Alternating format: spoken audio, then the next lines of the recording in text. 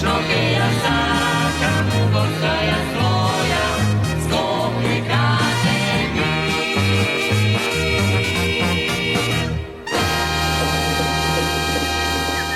Општина Бутел и населбата Радишани изминатиот викенд беа домаќини на јубилејното 5-то издание на традиционалниот 3-на-3 баскет турнир, кој годинава привлече рекорден број посетители и понуди 4 дена исполнети со спортски надпревари, дружење и забавна атмосфера.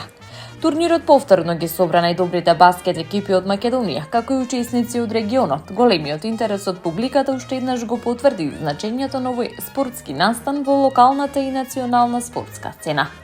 Градоначалникот на општина Бутел, Дарко Кустовски, преку објава на социјалните мрежи истакна дека ова издание поставило нови стандарди во однос на посетеноста и организацијата. 4 дена исполнети со многу забава, дружба, но пред се врвна кошарка со најдобрите екипи од цела Македонија и Балканот. Срушени се рекордите на посетеност и заслужено овој турнир го држи приматот за најпопуларен турнир во Македонија, посочи Костовски. Надпреварите се одржуваа на кошаркарското игралиште во општинското основно училиште Ацо Шопов, кој располага со специјална фиба подлога што овозможи услови според современи стандарди за одржување на ваков тип спортски надпревари. Кулминацијата на турнирот беше финалниот надпревар во сениорска конкуренција меѓу екипите Кино Влае и Евро Едил. По неизвестна завршница, победничкиот пехар и златниот медал го освои екипата Евро Едил. Во јуниорската конкуренција најуспешна беше екипата Тафта, која успеа да го освои првото место по серија убедливи настапи. Од општина Бутел нагласуваат дека остануваат посветени на развојот на спортот и поддршката на иницијативи кои ги мотивираат младите за активно учество во спортски активности. Општина Бутел секогаш ќе биде главен поддржувач и генерален покровител на ваквите настани, велат од локалната самоуправа. Општина Илинден продолжува со реализација на иницијативата Светла Општина Илинден, насочена кон модернизација и унапредување на системот за јавно осветлување. Во изминатиот период поставено е ново современо лед улично осветлување на повеќе локации низ општината во вкупна должина од околу 1500 метри. Од општината информираат дека проектот опфатил поставување нови метални канделабри, енергетски ефикасни лед светилки на повеќе фреквентни значени сообраќајни јавни површини. Новото осветлување е поставено на улицата 32 во населеното место Илинден во должина од 450 метри, на патниот правец Бујковци-Мршевци во должина од 470 метри, како и на дел од улицата 500 каде се поставени светлосни тела на потек долг 120 метри.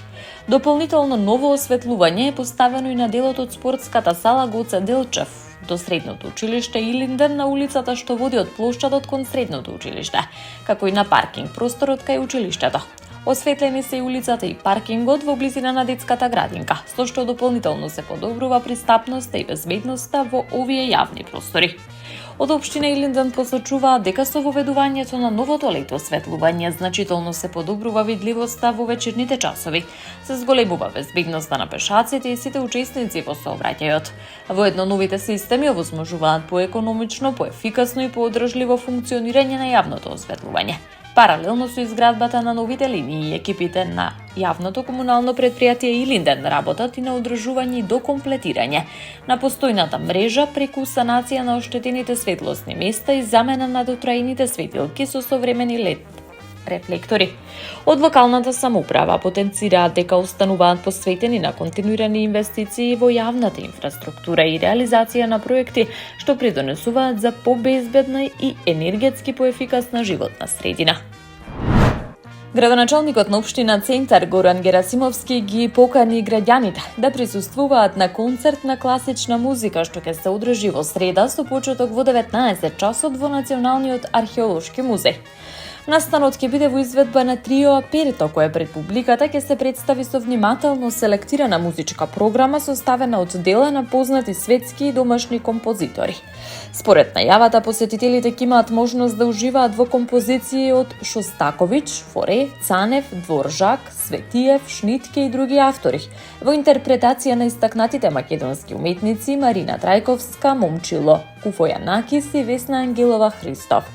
Герасимовски посочи дека влезот за концертот е слободен. Упатува покана до сите љубители на класичната музика да бидат дел од музичката вечер.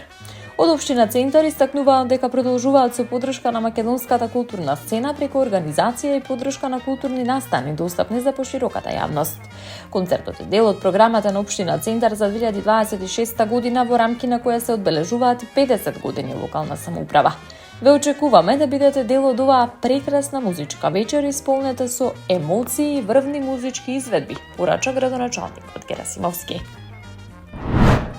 Црвениот крст на град Скопје започнува со теренски активности насочени кон заштита на граѓаните од последиците од најавените високи температури и топлотните бранови што се очекуваат во наредните денови. Од организацијата информираат дека активностите ќе се реализираат денеска и утре 29 и 30 јуни во периодот од 11 до 16 часот кога температурите традиционално достигнуваат највисоки вредности. Во акцијата ќе бидат ангажирани мобилни екипи составени од волонтери од тимот за одговор при катастрофи на Црвениот крст на град Скопје, кои ќе патролираат на повеќе локации низ главниот град. Нивната задача ќе биде да обезбедуваат прва помош за граѓаните кои ќе почувствуваат здравствени потешкоти и поради високите температури. По потреба ќе вршат и транспорт до здравствени установи. Покрај тоа, волонтерите ќе дистрибуираат вода и информативни флаери со препораки за заштита и правилно однесување за време на топлотен бран. За реализација на активностите ќе бидат ангажирани вкупно 30 волонтери организирани во 10 мобилни тима со поддршка од 6 возила. Во рамки на акцијата дневно е предвидена дистрибуција на 1000 шишиња вода, односно околу 500 литри, за граѓаните на кои ќе им биде потребна поддршка. Од Црвениот крст посочуваа дека целта на оваа иницијатива е превенција и навремена реакција за намалување на ризиците по здравјето, особено кај повозрасните лица, хронично болните и другите ранливи категории граѓани. Со овие активности Црвениот крст на град Скопје продолжува активно да придонесува кон заштита на здравјето на населението, преку организирана теренска поддршка и навремена помош за време на екстремни временски услови, велат од таму. 3 лица се повредени во сообраќајна несреќа што утринава се случи на автопатот Пријателство во близина на исклучувањето што води кон меѓународниот аеродром Скопје, информираат од Министерството за внатрешни работи.